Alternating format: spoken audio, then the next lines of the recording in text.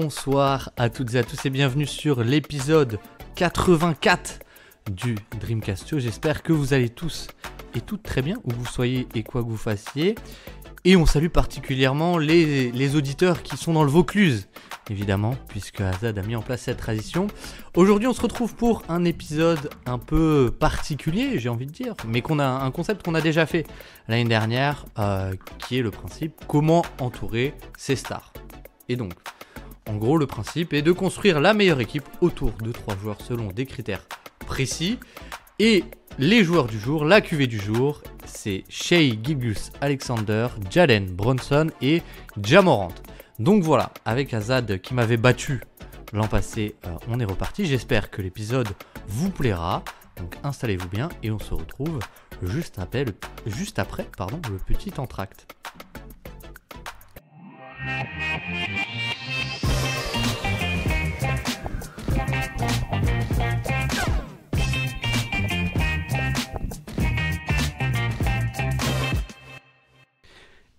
Et donc on est là aujourd'hui pour jouer avec évidemment Azad, monsieur Matelas NBA. Comment allez-vous?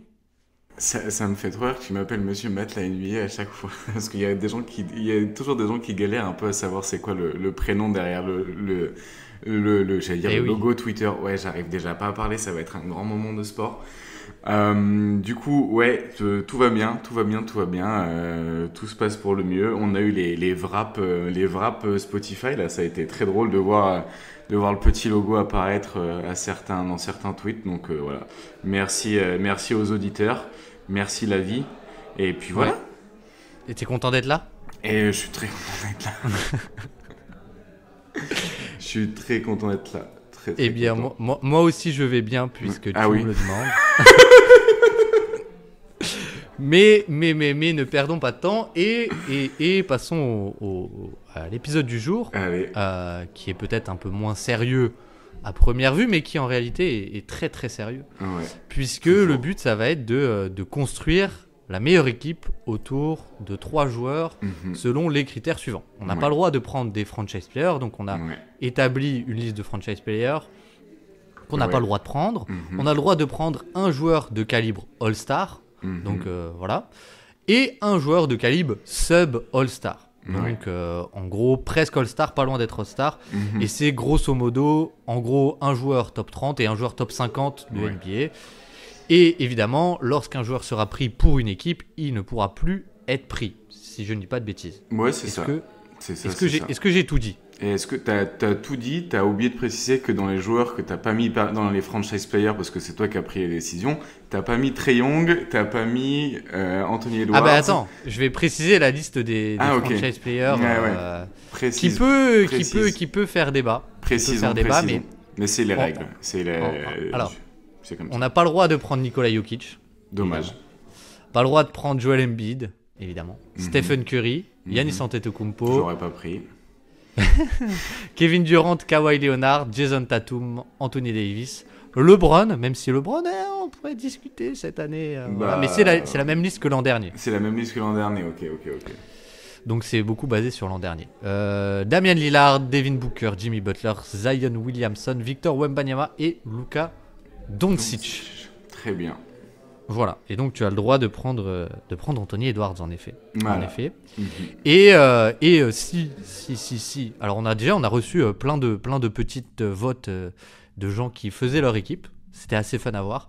Alors il y a des équipes où il y a 3 top 50, donc 4 top 50 pour entourer. Donc vu que je n'ai pas mis à disposition la liste évidemment, les gens ne pouvaient pas savoir qui était top 50 ou pas. Mais déjà c'était très cool et c'est la saison 2, on va dire, puisque l'année dernière, on l'avait déjà fait, Azad. Oui. Et on l'avait fait avec Guillaume en 3 épisodes. Aussi. Ouais, exactement. Et donc, si je ne m'abuse, tu avais gagné 2-1 contre moi. Ouais. J'avais gagné 2-1 contre Guillaume. Et Guillaume avait gagné 3-0 contre toi. Tu t'étais fait... voilà. Donc, en soi, on a tous gagné une fois. Mais si on fait au goal average particulier... D'accord. Tu m'as battu, mais tu as perdu au classement général. D'accord, très bien. Donc oui, ok. Mais je suis toujours devant, quoi. Un petit peu. De toute façon, je vais gagner aujourd'hui, donc ça devrait le faire. Ok, voilà. Et si vous voulez, on va mettre un tweet dans la semaine, je pense, début de semaine ou peut-être ce week-end, pour voter tout simplement pour la meilleure équipe. Donc voilà. Est-ce que j'ai tout dit? Est-ce que j'ai tout présenté? Est-ce que c'est bon?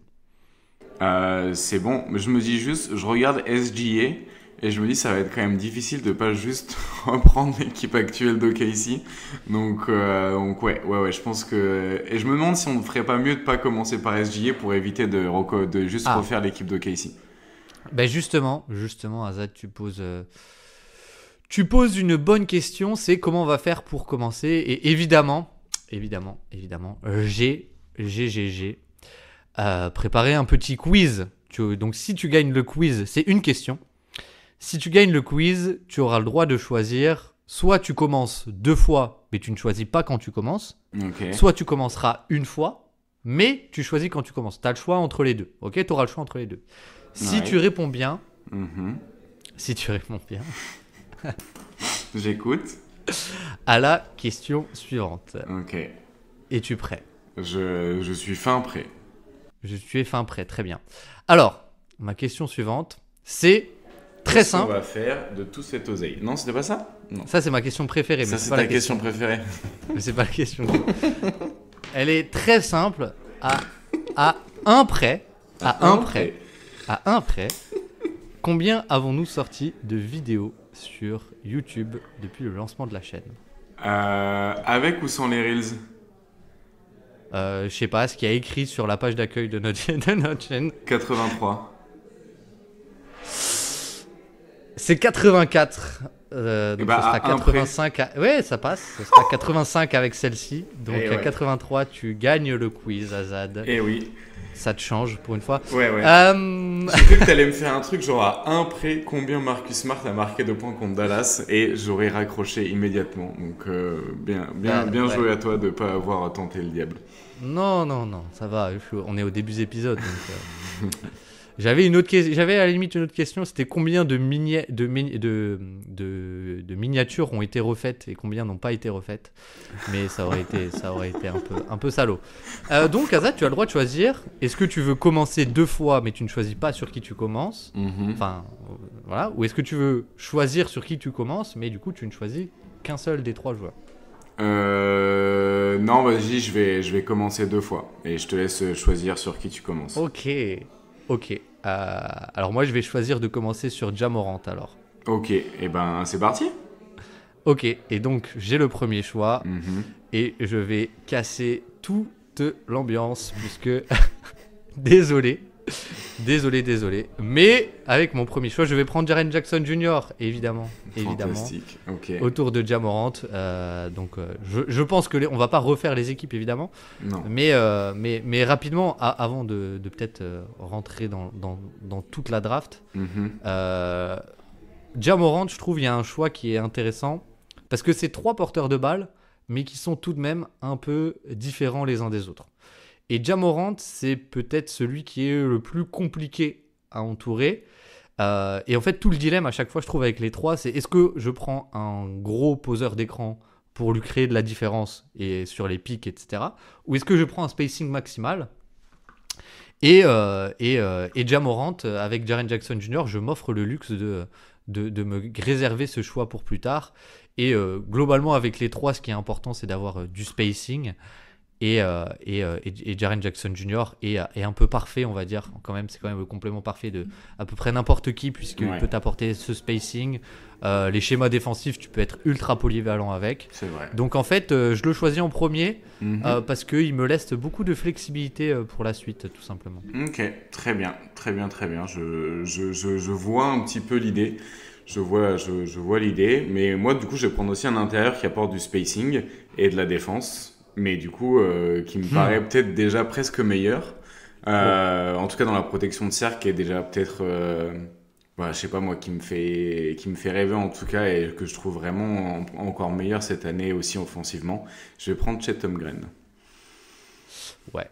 Ok. Bon, déjà, c'est cool parce spacing, que du coup... Mais je suis d'accord sur le fait qu'en fait, avec Ja Morant, t'as peut-être même pas besoin d'avoir un gros poseur d'écran. T'as limite plus besoin d'un mec qui puisse apporter énormément de spacing, soit très mobile et puisse aussi potentiellement attaquer des close-out parce qu'il va créer énormément de décalage, notre ami Ja Morant. Et j'ai l'impression que Chet, c'est plutôt un profil qui correspond à ça. Et du coup, nous, on a pris tous les deux nos joueurs niveau All-Star. C'est vrai. Les auditeurs se demandent. Il n'y a pas Tyrese Maxey, par exemple, dans les joueurs All-Star, si jamais vous vous posiez la question. Ah, salaud. C'est vrai, c'est un choix assumé, c'est un choix éditorial. Mais qu'est-ce que je voulais dire ? Oui, je sais pas, tu vois. Je pense que des trois, Ja Morant est peut-être celui qui bénéficie le plus d'un gros poseur d'écran. Parce que les deux autres ont un peu cette capacité à créer plus sur de l'isolation, etc. et de l'autocréation. Ouais. Même si Ja Morant a ce côté un peu... premier pas et changement de rythme encore supérieur peut-être, mais tu vois, j'ai vraiment l'image de lui qui explose derrière un écran et qui justement devient en fait c'est celui qui devient le plus dangereux avec un bon poseur d'écran, quoi. Voilà. Et du coup c'est encore à toi parce qu'on fait en serpent, donc si j'ai le premier choix, t'as les deux suivants. C'est vrai, donc j'y étais pas du tout préparé, du coup c'est fantastique. Qui je vais prendre à côté de Ja Morant ? En vrai, il y a un peu l'idée de est-ce que je vais directement choisir un autre intérieur pour sécuriser un peu ma raquette, ou est-ce que je vais me choisir un petit peu un extérieur où je continue à apporter un peu de shooting autour de Ja Morant. Je sais pas exactement où j'ai envie d'aller. Je me pose aussi la question de qu'est-ce que je peux faire pour t'emmerder un petit peu et te rendre la vie compliquée. Mais j'ai bien envie d'avoir un mec qui puisse quand même porter la balle à côté de Ja Morant aussi. Et qui sache aussi jouer un peu sans ballon. Je pense que ça peut être un profil assez intéressant d'avoir un mec qui peut faire les deux. Et je trouve qu'un mec qui a pas mal progressé là-dessus, et en plus qui peut du coup aussi être assez bon défensivement et peut-être un peu jouer la défense du post-up sur certains gros intérieurs, là où peut-être Chet aurait plus de mal. Du coup, je vais prendre OG Anunoby. Ah ouais ? Ouais. Ah, je m'y attendais pas du tout. Waouh. Du coup, en porteur de balle, tu prends OG Anunoby ? Non, il me faut pas un gros porteur de balle, mais il me faut un mec qui soit capable de juste... Il faut pas un mec qui porte trop la balle, mais il faut un mec qui soit capable de la porter et qui soit aussi capable de vivre sans ballon. J'ai hésité un petit peu avec Franz Wagner, du coup, qui a plus le côté avec ballon, créateur et tout. Mais Franz Wagner, je me dis qu'il sera peut-être plus intéressant à côté d'un des deux autres loulous. Alors que Anunoby, dans le rôle défensif à côté de Chet Holmgren, j'aime bien l'idée. Et du coup, je pense que ça peut être intéressant. Tu vois, un profil un peu à la Aaron Gordon à côté de Jokic, mais qui peut tirer, quoi, en fait. Qui peut être une menace à 3 points. Et en plus du coup, ça va être très mal joué de ma part, mais oui. pour convaincre l'audience. Mais ce qui est ouf avec Anunoby, ce qui est un peu peut-être sous-estimé dans son profil, c'est que depuis 4-5 ans, il est à plus de 42%, je crois, de moyenne dans les corners à 3 points. Et oui. Donc, Jamy. Et oui, et j'aime bien aussi le fait d'avoir un peu ce côté, selon certaines match-up, tu peux avoir un roamer en chat, quoi. Qui est quelque chose qu'on n'a pas vu finalement encore au Thunder, puisqu'il n'a jamais joué de match officiel avec Hartenstein. Exactement. Ok, bon, moi je vais décider je vais apporter du spacing. Tu vas apporter du spacing, dis-moi en plus. Je vais apporter du spacing autour de tout ça et en fait très simplement, je vais prendre un joueur qui est un peu à la, on va dire, les systèmes avec lesquels ils utilisent Desmond Bane, c'est-à-dire beaucoup de ghost screen ou d'action un peu de decoy côté faible pour ouvrir de l'espace à Ja Morant. Ça, je pense quand même que c'est un profil très très valuable. Mais je vais prendre un joueur qu'on n'a pas mis en sub All-Star. Et qui est Trey Murphy, tout simplement. Oh non. Donc je vais prendre Trey Murphy. Voilà. T'en penses quoi de Trey Murphy, toi ? T'en penses quoi, Zed, de Trey Murphy ? C'est vrai que j'en parle jamais de Trey Murphy, donc c'est l'occasion. En vrai, cette année, du coup, c'est un peu complicado parce que du coup, il y a beaucoup plus de création parce que l'équipe des Pelicans s'est fait déplumer, si je puis me permettre. Et du coup, bah, il y a plus de création. Du coup, il y a l'efficacité qui a chuté drastiquement. Il se met même à faire de plus en plus de pertes de balles. Et tu te rends compte aussi un peu potentiellement des limites du joueur. Mais d'un autre côté, le spacing est vraiment pas optimisé. Enfin, tout est plus compliqué. À côté de ça, c'est vraiment un des meilleurs shooters à 3 points. Et c'est un des mecs qui peut le shooter le plus loin, entre guillemets, qui est très bon du coup sur ses decoy action, sur ses ghost screens, sur toutes ces choses-là de mouvement off-ball. C'est un mec qui sait très bien se replacer en plus et qui est plutôt bon en défense. Donc bon, un profil très complet dans une équipe moderne à côté d'un porteur de balle et d'un gros défenseur. Donc tu dirais que c'est plutôt un bon choix, c'est ça? Je dirais que c'est un moins bon choix que si moi je l'avais fait, mais ça reste un choix qui se tient, disons. D'accord. Et donc là j'ai encore un choix. Et t'as encore un choix. Et là pour rien te cacher, j'hésite entre 2 configurations. Vas-y. Je pense que je vais aller sur la deuxième parce qu'elle me plaît bien. D'accord. Voilà, donc je ne vais même pas te dire ma première, comme ça, je la dirai peut-être après, mais comme ça je ne te donne pas d'idée. D'accord. Mais je vais prendre un joueur qui est, on va dire, pas All-Star ou pas Sub-All-Star, puisque toi tu as déjà pris ton All-Star et ton Sub-All-Star, on est d'accord? Moi j'ai pris mon All-Star et mon Sub-All-Star, oui, c'est ça. Donc je suis libre de prendre le Sub-All-Star que je veux, et je vais me laisser le choix jusqu'à la fin. Okay. Mais du coup, là... Trey Murphy, là en fait ce qu'il me faut c'est quand même un défenseur, on va dire un peu plus du point d'attaque, parce que avec Jaren Jackson Jr. j'ai le volume off ball, Ja Morant qui est pas si mal off ball cette saison en plus, pas mal de playmaking même si parfois c'est un peu, on va dire un peu too much. Mais du coup j'aimerais bien un défenseur du point d'attaque et qui est quand même assez polyvalent, et donc j'hésite entre plusieurs profils. D'accord, dis-moi en plus. Ouais, mais en fait au début j'étais en mode est-ce que je me prendrais pas Dyson Daniels pour jouer immense? Ouais, vachement pas mal pour le spacing, je pense que mais tu devrais aller. Moi je pense que tu tiens un truc là. Mais le problème c'est le spacing. Alors ensuite j'ai eu l'idée du coup avec encore moins de spacing qui est Marcus Smart. C'est horrible de dire ça alors que... Bon, bref. Oui, c'est faux, évidemment. C'est du second degré. Mais du coup, je vais aller sur un joueur... il va prendre Josh Hart, qui a absolument pas de tir, mais c'est pas grave. Voilà. Josh Hart est un bien meilleur shooter que Marcus Smart. Non, je vais prendre Kentavious Caldwell-Pope, je pense. J'hésitais entre lui, Dante DiVincenzo pour avoir une version full spacing, un peu moins de défense. Ouais. Et qui était le troisième que j'avais. Et Quentin Grimes, mais Quentin Grimes, on m'aurait traité de clubiste. De clubiste. Et non, du coup, KCP, je pense que c'est malgré tout, même si ça, on va dire, c'est pas un shooter, c'est peut-être le moins bon shooter. C'est un peu un moins bon shooter, mais j'ai vraiment un volume, on va dire, défensif. Aussi off-ball qui est assez intéressant, donc l'année dernière, sur les couvertures à 3, souvent, on va dire, du pick and roll, il est souvent très précieux. Dans les rotations, il est très bon. Mine de rien, son spectre défensif est assez intéressant. Et ça me laisse aussi, on va dire, selon les match-ups, mais c'est aussi un bon navigateur d'écran. Donc, je suis plutôt content de mon KCP que je mets à côté de Ja Morant. Ok. Donc un profil shoot et défense qui est plutôt pas mal, même si les années passent et l'efficacité trépasse un petit peu pour notre. T'aurais pu, dans le même esprit, t'aurais pu prendre Kyle Lowry, tu vois, je te donne un peu des billes, un joueur un peu vieux mais une ancienne légende quoi.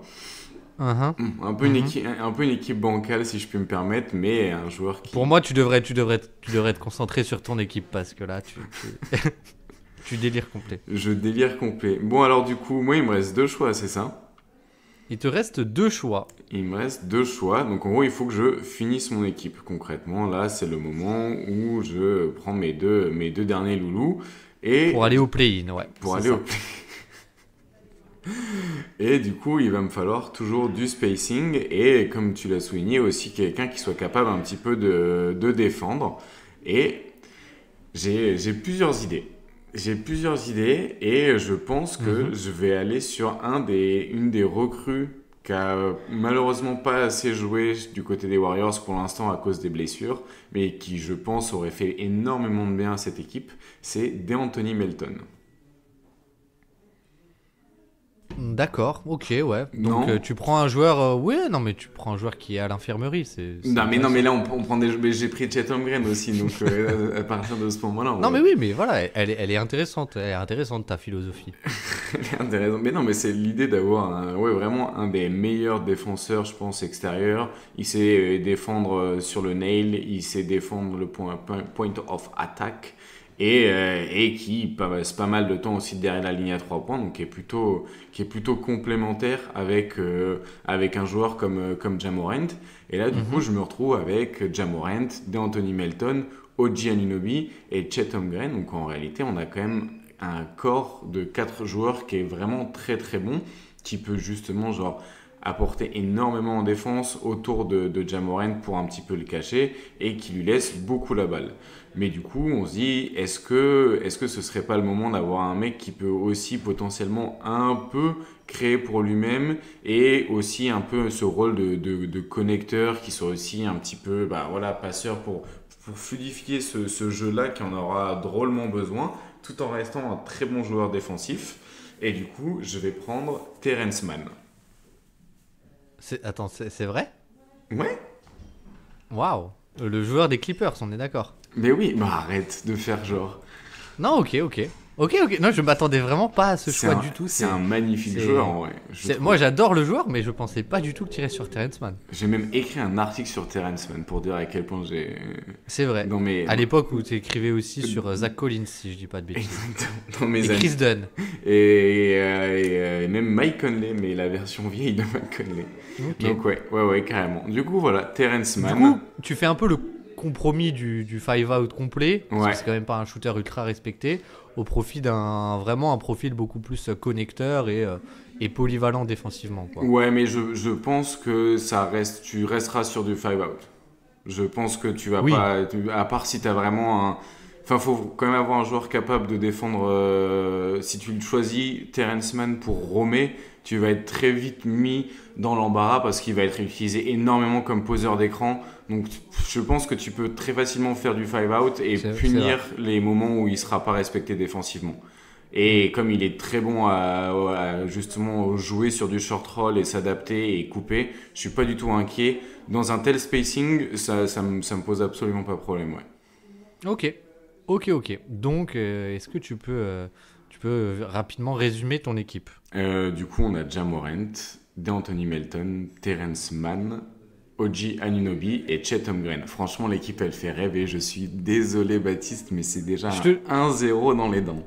Honnêtement, moi, si on est là pour chercher les petites limites... Oh là là. Attends. Pour moi, il y a... Blessés. Non. À blague à part... Pour moi, il y a un aspect sur lequel t'as pas forcément de joueur très fort. C'est un truc un peu bête, mais le rebond. T'as pas forcément de gros rebondeurs.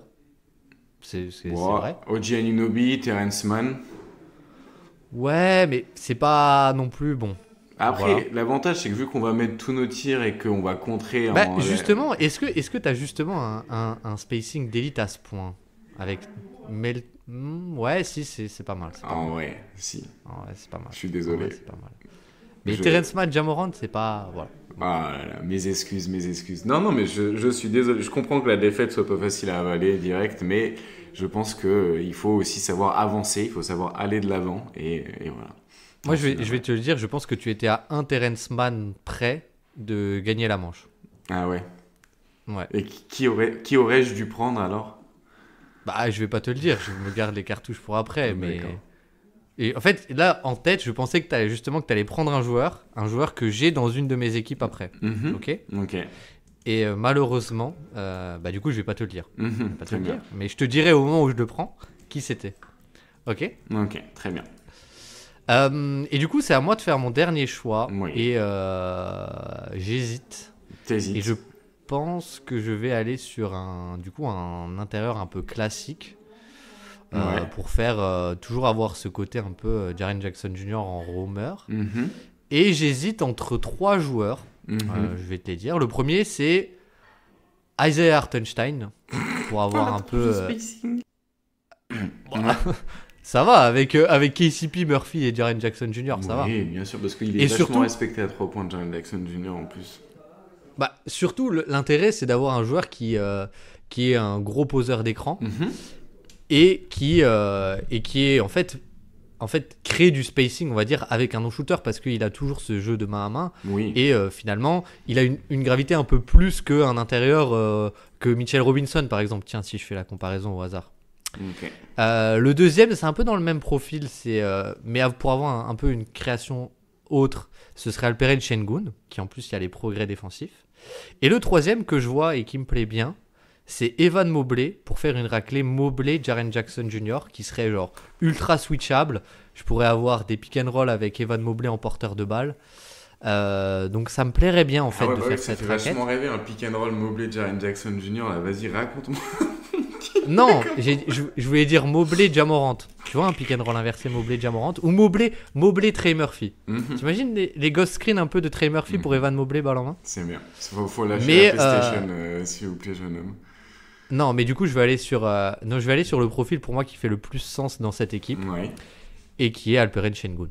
Gros poseur d'écran pour libérer Ja Morant sur le pick and roll.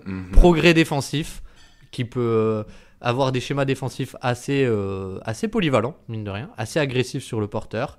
Bon passeur, créateur aussi un peu au périmètre, du coup, qui peut créer du spacing.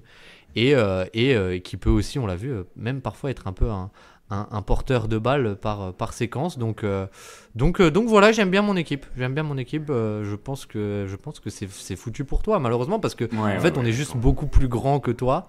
Avec finalement un spacing tout aussi bon spacing tout aussi bon. D'accord. Moi je pense qu'on n'a pas la même notion de spacing, mais au final qui suis-je ta respectabilité de Terrence Mann, ça va quoi. D'accord, ok, très bien. De toute façon, c'est les gens qui voteront, vu qu'apparemment on n'est pas capable de se mettre d'accord tous les deux, même si je pense que tu sais que la mienne est quand même plus redoutable. Mais après, qui suis-je pour juger? Ouais. Mais non, moi je pense vraiment que t'étais pas mal parti et que tu t'es tiré une balle dans le pied, quoi. Mais bon, c'est un autre débat.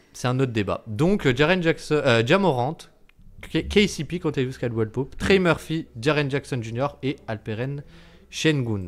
Là où toi, c'est, du coup tu l'as déjà dit, mais je la répète, Ja Morant, D'Anthony Melton, Terrence Mann, OG Anunoby et Chet Holmgren. Ah ouais. Très bien. Ça fait très bien. Et donc, ça va être à toi pour le deuxième et tu peux choisir. On a dit qu'on finissait par Shai. Du coup, on fait Jalen Brunson, c'est ça? On peut faire Jalen Brunson, ouais. Et du coup, avant de commencer cette fois, faisons les choses dans l'ordre. Mais Jalen Brunson, quelle philosophie tu adoptes autour de Jalen Brunson? Alors, le but, c'est déjà de vraiment te rendre nostalgique. En réalité, et de rendre l'audimat new-yorkais nostalgique. Donc je vais beaucoup m'appuyer là-dessus pour construire mon équipe. Ensuite, Carmelo Anthony, du coup. Carmelo Anthony, exactement. Il va falloir une défense hyper solide autour de lui. On a bien vu que les problèmes que ça pouvait générer autour de Kat. Et j'ai pas envie de refaire des Knicks comme ceux actuels qui sont trop tournés vers l'attaque et qui ont juste une défense qui est pas fonctionnelle et qui est assez limitée en termes de différents types de coverage au niveau du pick and roll. Donc j'ai quand même envie d'avoir vraiment une équipe redoutable offensivement.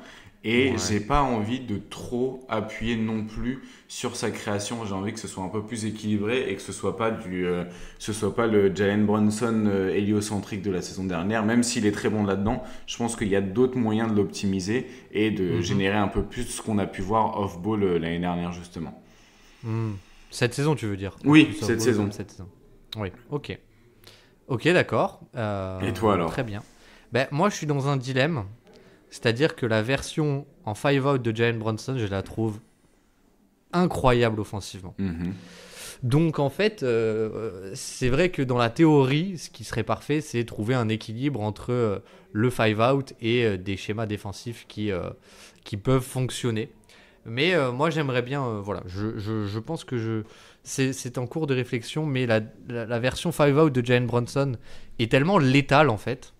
que je trouve ça assez dingue offensivement. Et en plus, ce que tu as dit, mais que je te rejoins, c'est sur l'aspect avoir un second porteur de balle à côté de lui, parce que c'est un joueur qu'on peut pas mal utiliser finalement off-ball dans pas mal de situations.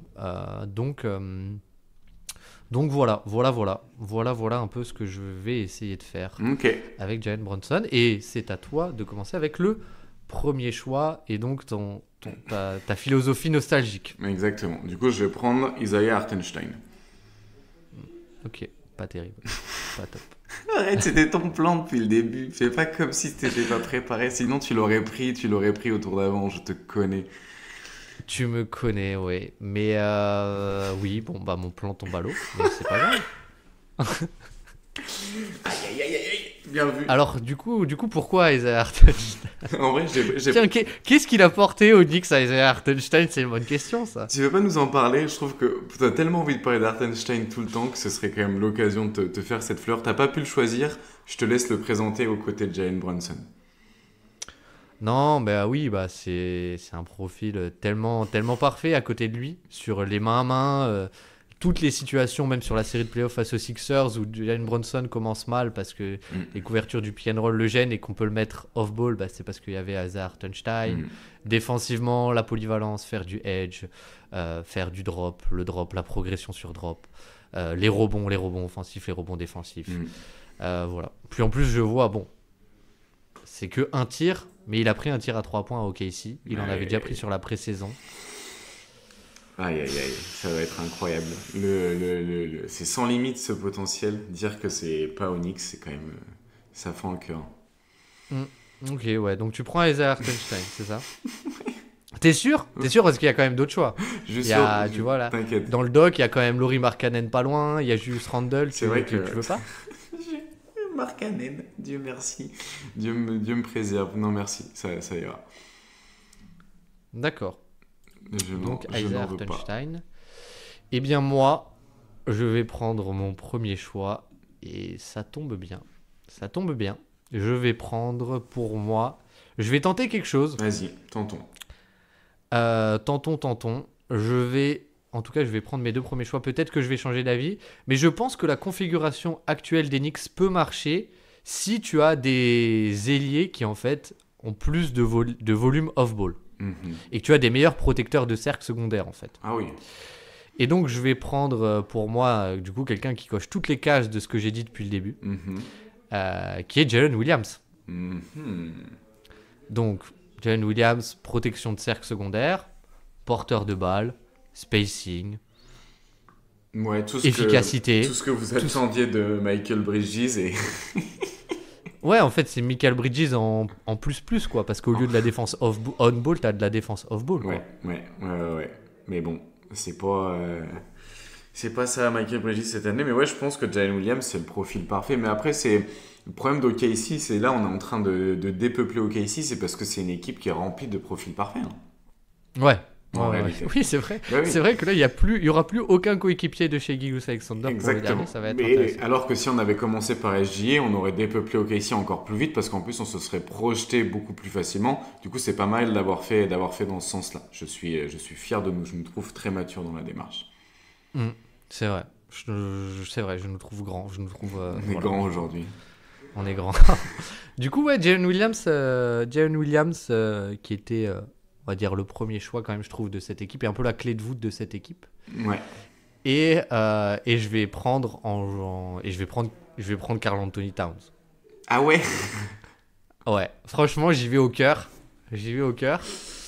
Mais je trouve que le duo offensif que tu peux créer et qu'ils ont créé avec Brunson et Towns.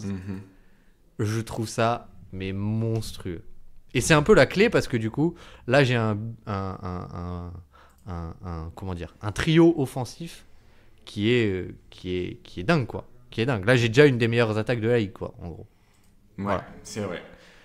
Et ce que j'aime beaucoup, c'est le côté aussi, comme dit, le passing en fait de Towns qui a été un peu débloqué avec le spacing des Knicks. Ouais. Et il se trouve vraiment pas mal, je trouve, avec Brunson et même avec toute l'équipe. sur les situations de main à main ou justement pas de main à main où il rejette un peu l'écran parce que le défenseur est trop agressif. Donc ça, j'aime beaucoup. Peut-être un choix débile, peut-être que j'enchaîne les choix débiles. Franchement, je me rends pas compte. Mais ouais, Karl Anthony Towns, Jalen Williams, Jalen Brunson, je suis pas mal là. C'est pas mal. Tu te dis là, tu te dis ouais, je suis bien. T'es bien parti. Ouais. Karl Anthony Towns, ouais, c'est un choix assez drastique. Ça veut dire que tu dis un peu adieu à la défense, mais d'un autre côté, est-ce que tu as vraiment le choix avec Brunson? Est-ce qu'il y a un monde où tu as une bonne défense autour de lui? Je sais pas.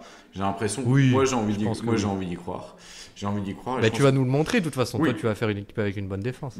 C'est quand même un peu l'idée avec Hartenstein, c'est quand même d'avoir une équipe qui va être beaucoup plus équilibrée que celle actuelle et celle que même toi tu es en train de créer. Le but c'est d'apporter un peu plus de stabilité. Mais dans la stabilité, il y a besoin un peu de chaos et je pense qu'en plus de ça, à côté de Brunson, j'ai envie de le voir à côté d'un autre joueur un petit peu avec un gros volume qui soit capable un petit peu de le relayer et peut-être justement d'avoir aussi un relais pour les moments où Brunson n'est pas sur le terrain.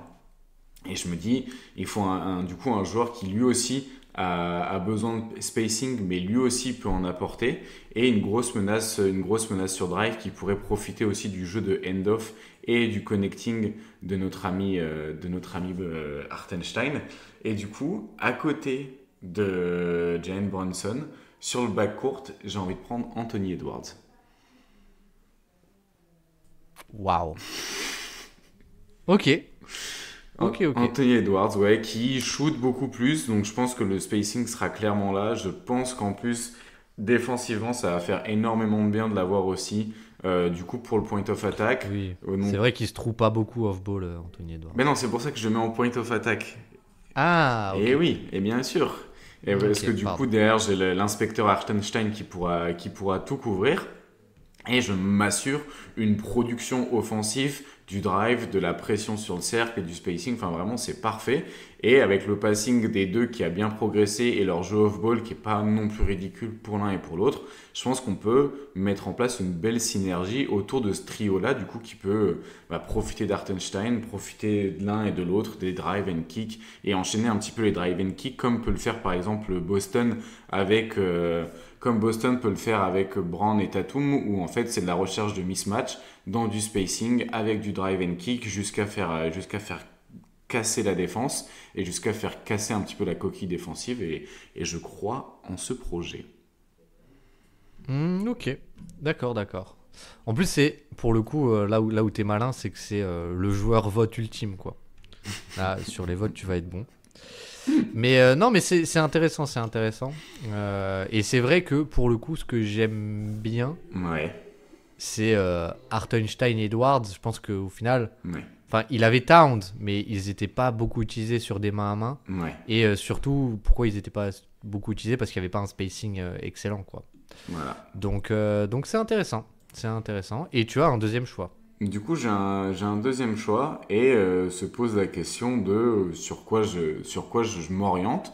Et j'ai vraiment envie d'avoir un mec élite pour étirer la défense et un mec qui va vraiment apporter énormément de spacing, qui a montré qu'il n'était pas ridicule en défense, même si c'était pas un joueur sensationnel de ce côté-là. Il a montré beaucoup de progrès et qui est capable d'apporter de la création vraiment, mais sans toucher le ballon, rien que par son mouvement et son tir. Et du coup, je vais prendre Michael Porter Jr. Waouh. Ah oui. Là, ça space, là. Bah oui, là, ça space, mon pote. Là, ça space. Là, ça drive, kick et space. Et ouais, mon pote, on est là pour péter des coquilles défensives, nous. Ah ouais, ok. Ok. Ah ouais. Ah ouais, t'es comme ça. T'es comme ça. Ok, tu fous du Michael Porter Jr. avec... Ok. Et du coup, Michael Porter Jr. et Anthony Edwards et Jalen Brunson, la défense, ça va toujours. Mais bien sûr, non mais t'abuses. Et s'ils ont réussi à être champions... En vrai, t'es en train d'essayer de vendre une sauce qui est pas bonne juste pour des votes. Ça va très très bien se passer. Non, moi je te pose juste des questions. Écoute, ça a très bien tenu. Il a fait beaucoup de progrès.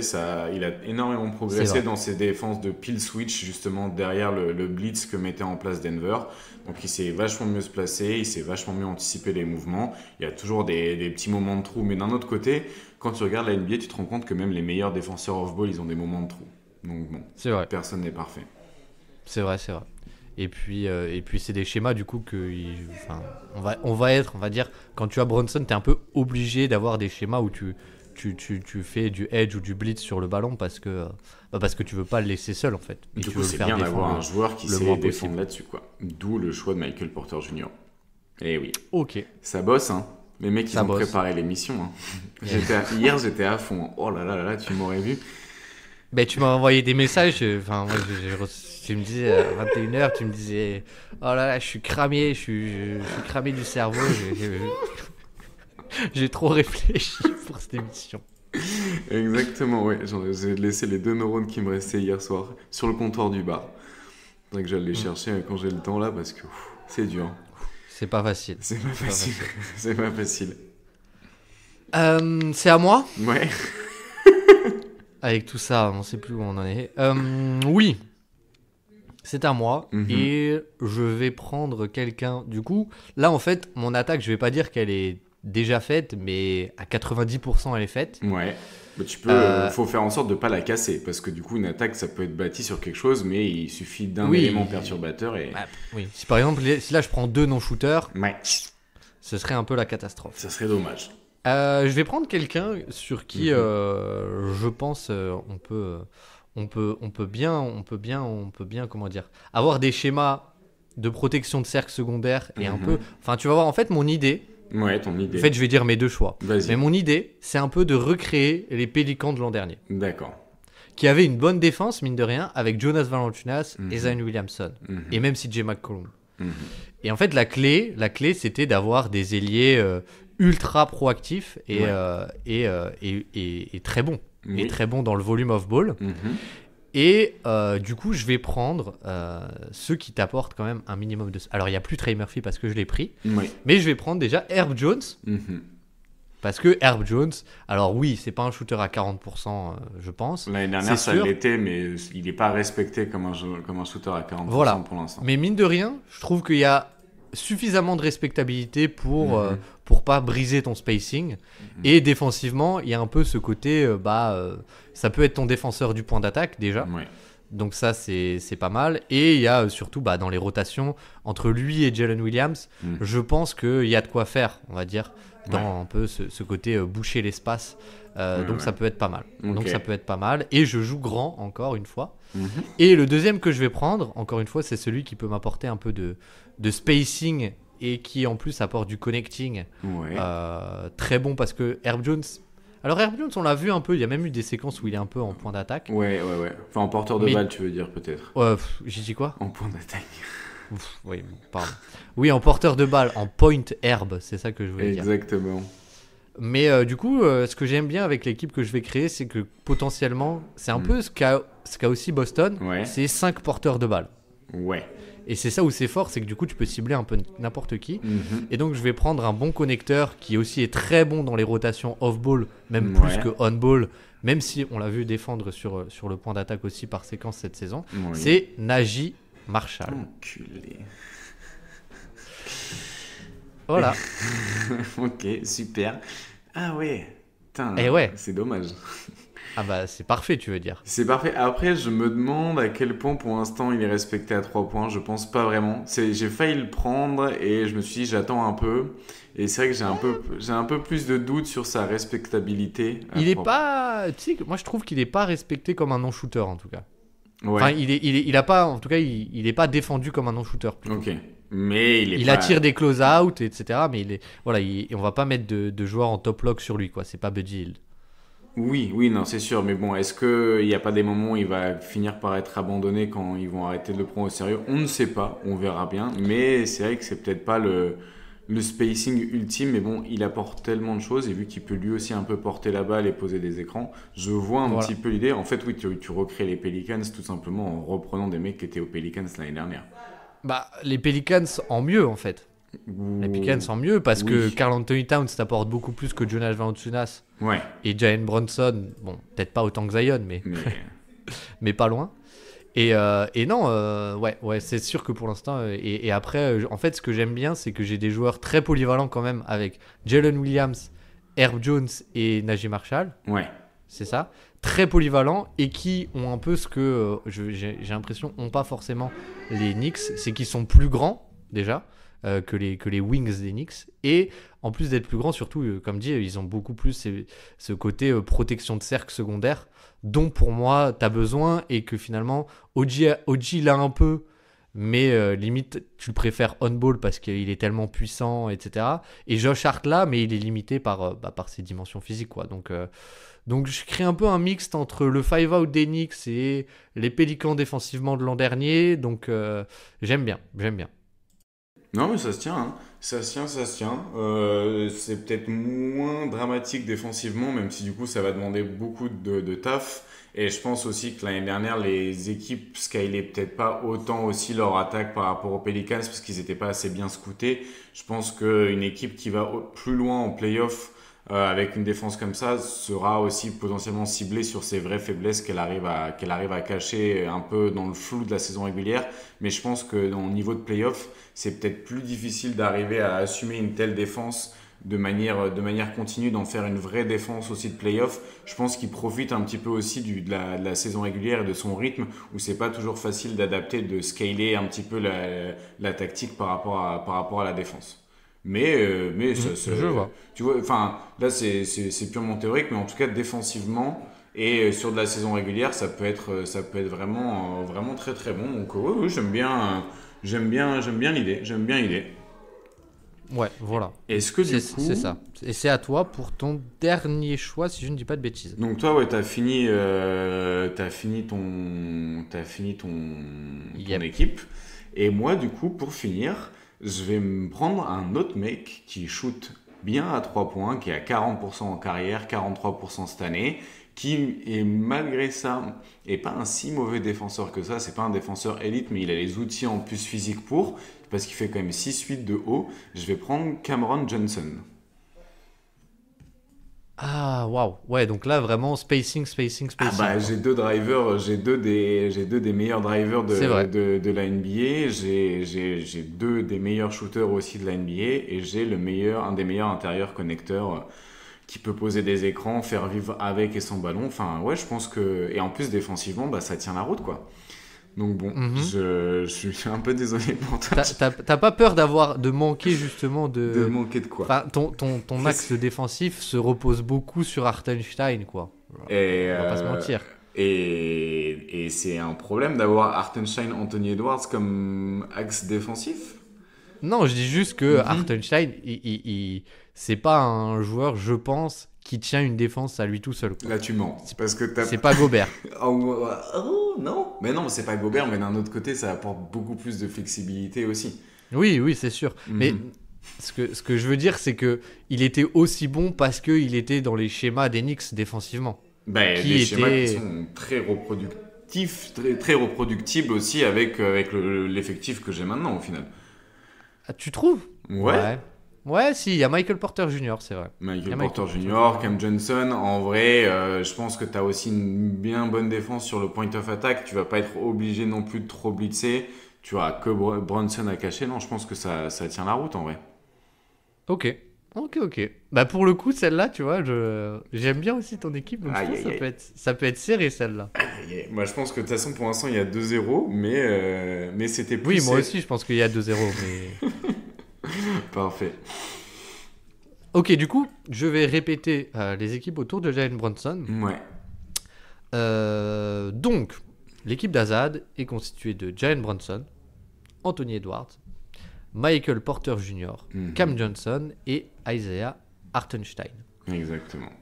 Tandis que la mienne est constituée de Jalen Brunson, Jalen Williams, Najee Marshall, Herb Jones et Karl Anthony Towns. Ouais. Voilà. Mais ce que je trouve marrant, c'est que c'est quel principe... Enfin, en fait, le premier joueur qu'on prend détermine un peu tout. C'est-à-dire que vu que toi, tu prends Isaiah Hartenstein pour bâtir ta défense, après, tout le reste de ta draft est fait en sorte de créer de l'attaque, en fait. Exactement. Et là où moi, c'est un peu tout l'inverse, quoi. C'est un peu tout l'inverse avec Karl Anthony Towns que je dois forcément entourer. Est-ce que tu as quelque chose à ajouter pour ton équipe? Non, c'est bon. Je pense qu'on peut passer à SGA. Ok, eh bien passons à SGA, où tu as encore le premier choix si je ne m'abuse. Le premier choix. SGA, si je peux me permettre, ce que je trouve intéressant, dis-moi tout, c'est que, mine de rien, c'est le plus grand des trois guards. Ouais. Et c'est aussi le seul, enfin, j'ai envie de dire, le moins friable défensivement. Et qui te permet, on va dire... C'est le moins friable, oui, ouais.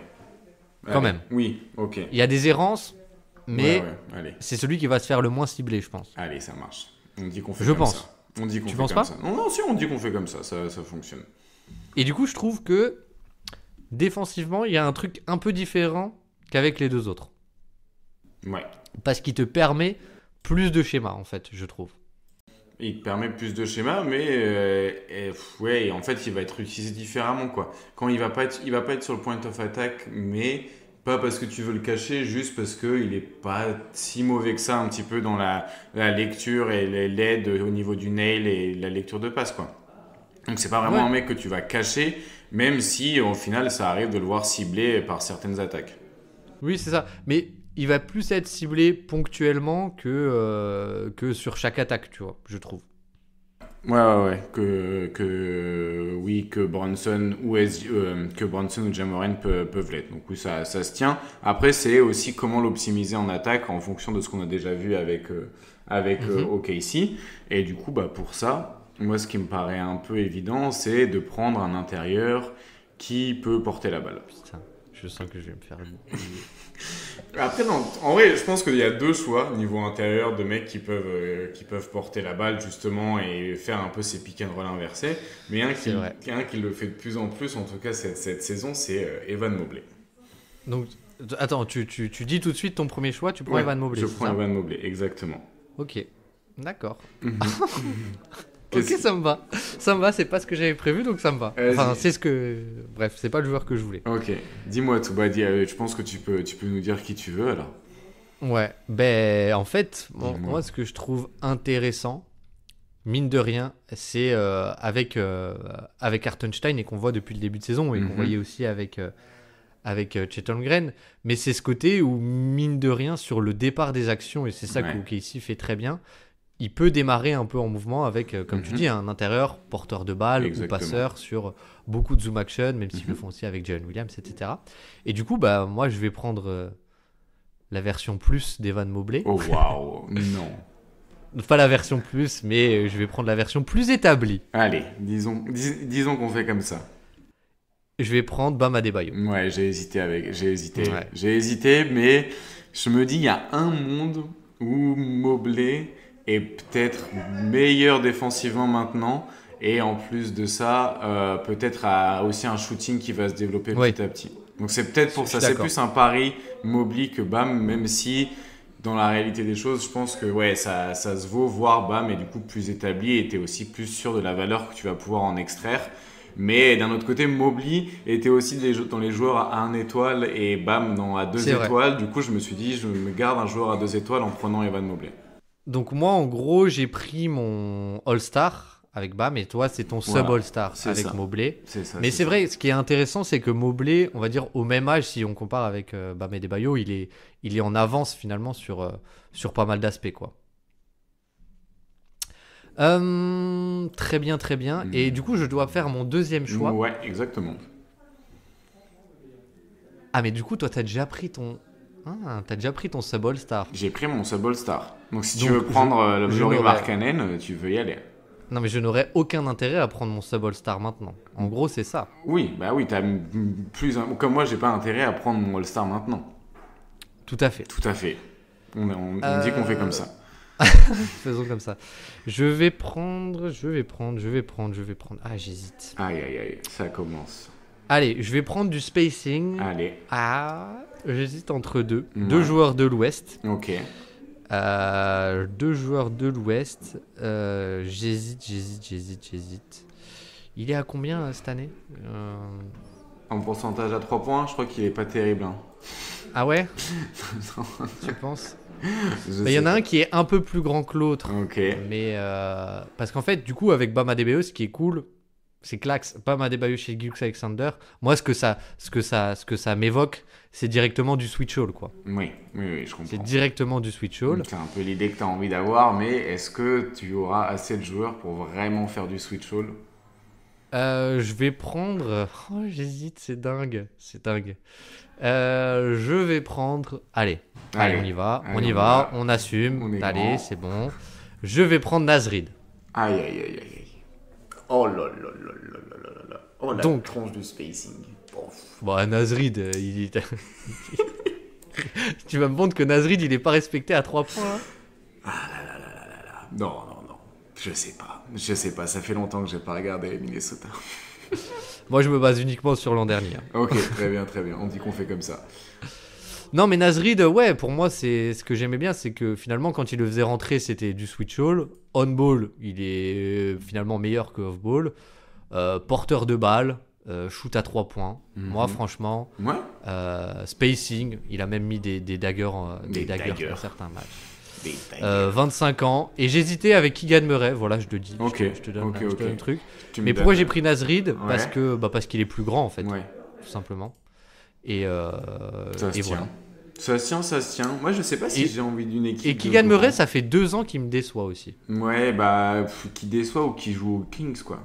Est-ce que c'est vraiment de sa faute? Ouais, enfin, il est censé t'apporter du spacing. Oui. L'année dernière, c'est 35%. Cette année, c'est 28%. Quoi. Oui, non, c'est sûr qu'il y a peut-être un peu de déception là-dedans. Mais d'un autre côté, je pense pas que le contexte soit non plus le meilleur, quoi. Mais bon, après, qui suis-je pour juger? Qu'est-ce qu'on fait? On continue? Est-ce que c'est à moi de choisir? Ou c'est à toi? Ouais, c'est à toi. Moi, j'ai pris, mais en gros, t'as pris le premier choix, Mobley. Et moi, j'ai pris Bam Adebayo et Nasrid. Ok, donc moi, j'ai envie d'avoir du spacing et de la défense. Et du coup, je me dis que ça peut être quand même intéressant d'avoir un vrai défenseur du point of attack, mais qui soit aussi hyper talentueux, disons, un petit peu sur la polyvalence pour pouvoir jouer plusieurs rôles en défense, et qui, en plus, par son volume à 3 points, t'apporte du spacing. Et du coup, je vais prendre Marcus Smart.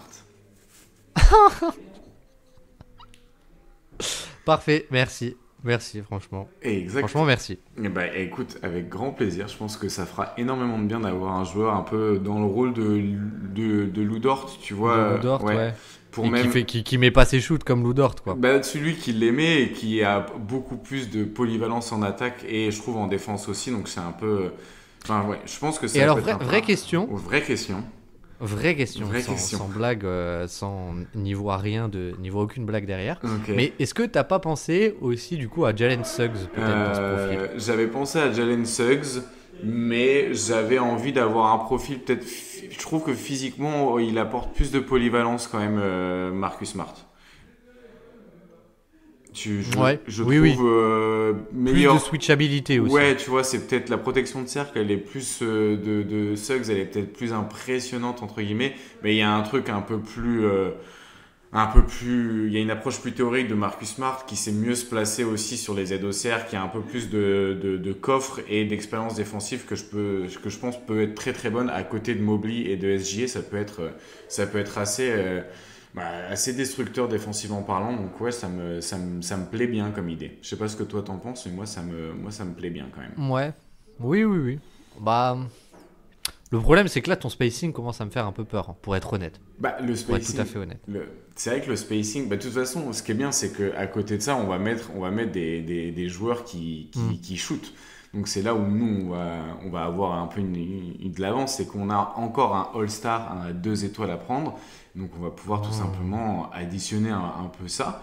Mais du coup, à côté de SGA, tu veux bien entendu un mec qui shoot aussi bien qu'Isaiah Joe, mais qui soit pas une cible en défense, parce que du coup, t'as pas non plus envie de devoir le couvrir. Et du coup, non. Qu'est-ce qu'il y a? J'ai peur de ce que tu vas me dire comme joueur. T'as peur de ce que je veux dire comme joueur? Pourquoi? Dis-moi le joueur que tu veux pas que je prenne, comme ça je le prends pas, je suis pas une canaille. Non, mais je sens juste que tu es en train de me dire, alors Isaiah Joe, mais qui se fait pas cibler, Sam Hauser, il arrive à pas se faire cibler et tu vas me vendre Sam Hauser. Je sens juste que tu vas me vendre ça. T'es fort, hein. T'as bien révisé tes fiches et en effet, on va prendre Sam Hauser à côté de Marcus Smart, SGA et Evan Mobley. Non mais alors, en vrai, tu trouves vraiment que Hauser se fait moins cibler que Joe, enfin je veux dire oui. de façon significative? Oui. Ah ouais, Oui, ok. oui, Non, c'est intéressant. Non, bah, après, en plus, défensivement, pour le coup, et c'est là où je pense que d'ailleurs les équipes n'ont pas encore bien capté, c'est que c'est pas on-ball qu'il faut l'attaquer, Sam Hauser, c'est off-ball. Mais là, les équipes, elles n'ont pas encore capté.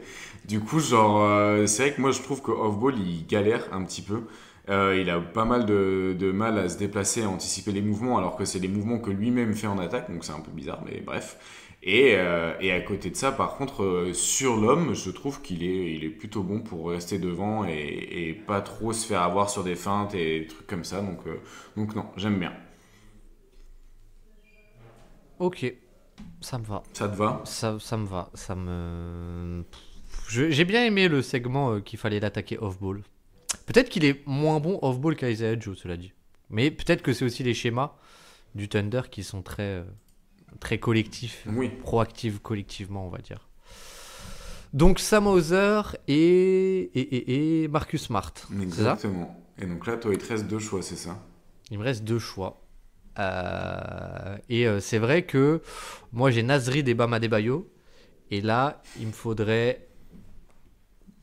déjà, je pense, un second porteur de balle. Ouais. Et il faut un pivot aussi, non, à côté de Bam, non? Bah pourquoi?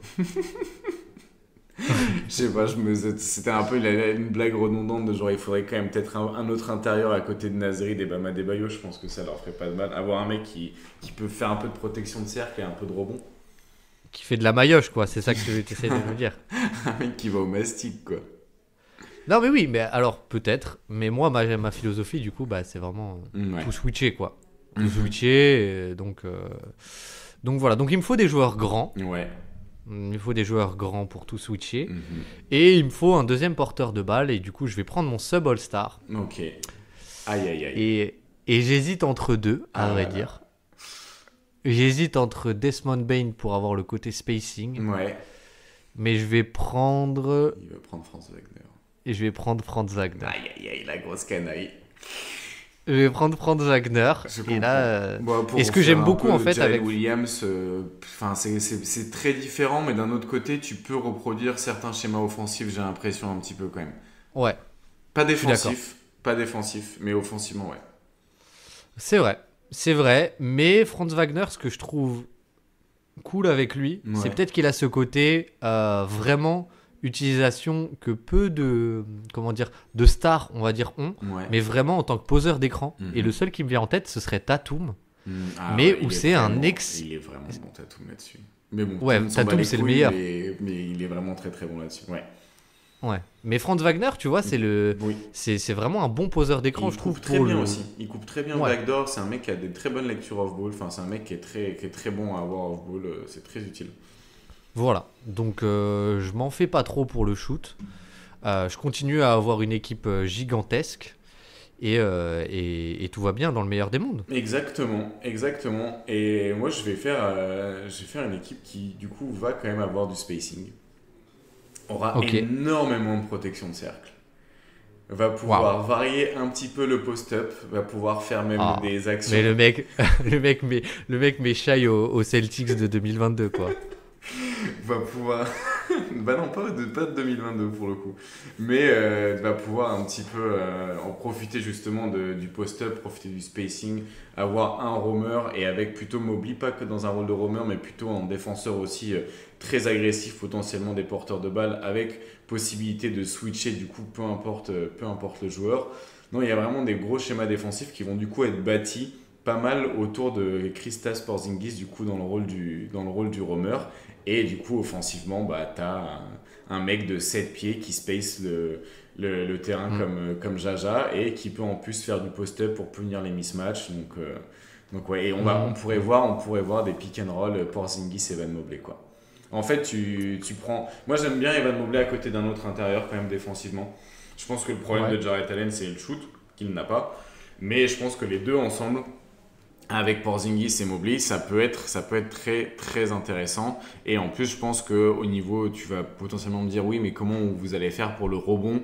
C'est pas des rebondeurs incroyables, mais je pense que tu perds pas tellement si ta stratégie défensive est de vraiment très, très bien protéger le cercle et d'avoir en même temps une pression sur le porteur de balle qui force des zones de tir compliquées. Ça devrait aller. Il y aura forcément des faiblesses défensives au rebond.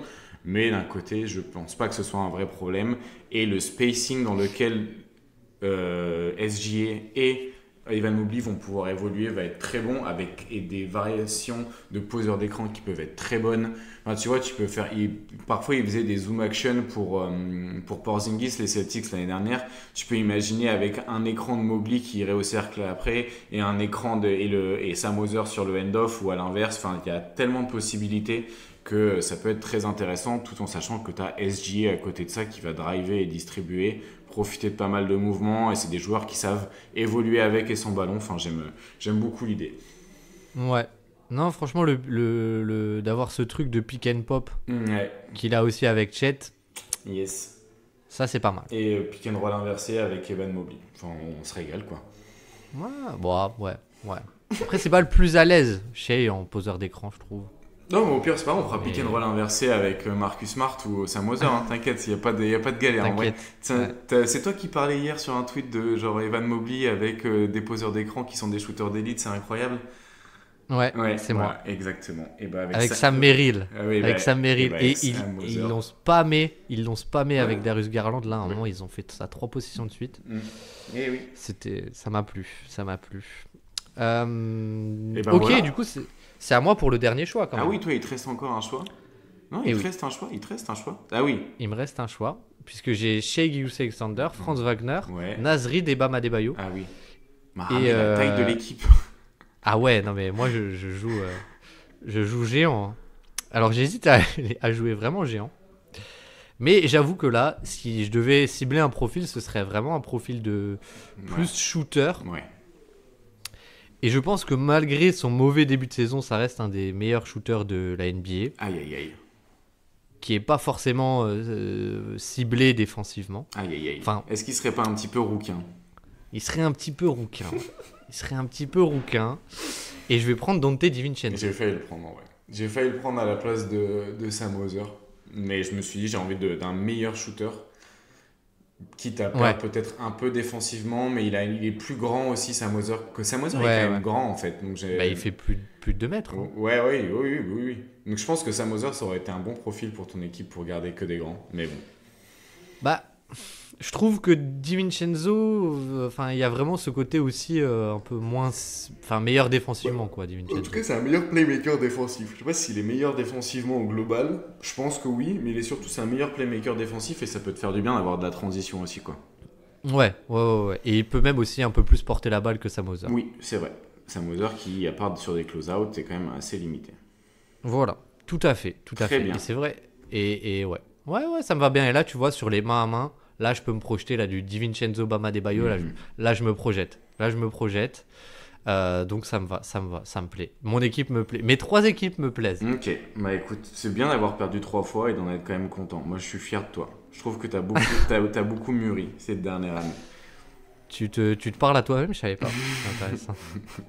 Mais en fait, tu sais pas, mais t'es tout seul sur le podcast. Azad, il n'existe pas. Azad, c'est juste une création de ta pensée. Je suis dans Fight Club, c'est ça. C'est ça. Écoute, est-ce qu'on résumerait pas du coup notre dernière équipe? Écoute, on peut faire ça rapidement et moi je vais devoir y aller après parce que je suis attendu. Donc voilà, on peut faire ça rapidement et après je vais devoir filer parce qu'il faut que je mange et après je repars en projet parce que je suis toujours en formation à Paris. Je vois que tu m'as pas demandé comment ça se passait, mais ça se passe du coup très bien, mais je suis attendu. Ben ouais, c'est vrai que les auditeurs se demandaient. Exactement. Mais du coup, je te laisse résumer ta dernière équipe autour du Canadien. Oh là là, terrible accent. Du coup, je sais même plus qui j'ai pris. Ah si, j'ai pris Evan Mobley pour les pick and roll inversés. J'ai pris Porzingis pour le post-up, la protection de cercle et le pick and pop. J'ai pris Smart pour la polyvalence défensive et le spacing. Et j'ai pris Sam Hauser pour avoir un shooter d'élite. Voilà. Non, mais c'est une blague. Quoi? Non, je me dis Marcus Smart pour le spacing. Écoute, tu liras My Prada et tu viendras pas me faire chier. Non, mais c'est une blague, le gars. C'est une blague. Moi, c'est donc une équipe bien plus compétitive avec Shai Gilgeous-Alexander, Franz Wagner pour la malléabilité d'un deuxième porteur de balle et la taille, Dante DiVincenzo pour le spacing, Naz Reid pour la taille et la switchabilité, l'inter-échangeabilité. Ouais. Bon bref, la polyvalence, et Bam Adebayo pour magnifier tout ça sur la création de main à main, menace de lob et de switch all. Parfait. Voilà. Et c'est fantastique. Et on dit qu'on fait comme ça, qu'on fait les votes la semaine prochaine. Exactement. Et moi je me mets sur les visuels sur Figma pour le podcast. Je sais pas pourquoi je raconte l'organisation du podcast en live là par contre. Ouais, c'est un peu gênant. Désolé. Encore un grand moment de radio. Non, Azad, avant de partir, est-ce que tu as une recommandation de la semaine ? Oh putain, enfoiré. Tac. Est-ce que j'ai une recommandation de la semaine ? Il faut que je la trouve en vitesse. Je peux faire moi si tu veux. Vas-y, en attendant, fais-toi et moi je cherche un truc. Alors par hasard, là, j'ai 2 recommandations. Il y en a une qui est pas terrible. Enfin, pas terrible, non, pas terrible. Mais je suis retombé sur une chaîne que j'avais regardée il y a quelques temps. Alors, c'est du basket, mais c'est, on va dire, du sport US globalement. Je suis sûr que tu la connais, puisque c'est Michael McKelvey qui fait des vidéos, en fait, sur tu sais, il fait des vidéos avec, par exemple, les chances de devenir un sportif pro en utilisant des malabars, je crois, ou je sais plus ce qu'il utilise. Il y a aussi le truc du clutch là. Est-ce que le joueur clutch existe vraiment et tout ? Oui, c'est pas mal du tout. Après, il y a des trucs sur la finance qui sont peut-être moins intéressants, mais. Ouais. Et du coup, il y a pas mal de trucs intéressants. Oui, c'est vrai. Marrant. C'est vrai. Et du coup, je me suis fait pas mal de vidéos de ça un soir. Et voilà. Est-ce que toi, t'en as une ? Est-ce que j'en ai une ? Pas vraiment. Je suis tombé sur un truc que j'arrive pas à retrouver, donc j'essaierai de te filer loin sur l'équilibre de Nash sur les line-up de NBA. Et il faut juste que j'arrive à retrouver l'article, mais en gros c'était un truc sur la théorie des jeux, les théories mathématiques de John Nash du coup, et l'article je crois c'était Nash Equilibrium of NBA Starting Lineups, et il faudrait juste que j'arrive à retrouver le lien vers le PDF de l'article, et du coup si jamais j'y arrive, on vous filera le lien, et sinon c'était très intéressant de ce que j'en ai vu. Super, merci beaucoup. C'est un beau moyen de conclure ce podcast. Merci de nous avoir écoutés jusqu'au bout. J'espère que ça vous aura plu. Un peu cet épisode, un peu format un peu différent, même si on a quand même essayé d'être sérieux au maximum et parler un peu de théorie, profil de joueur, construction d'équipe, etc. Ouais. Prenez soin de vous. Exactement. Je vous dis à très très vite sur le Dreamcast Show et je laisse le mot de la fin à Azad. J'étais en train de me dire que le 84e épisode, c'était aussi le moment où il y avait 84 vidéos sur la chaîne. Du coup, c'est marrant, c'est fruit du hasard, mais on est à l'équilibre. Et en tout cas, je vous souhaite d'avoir un week-end équilibré. Voilà.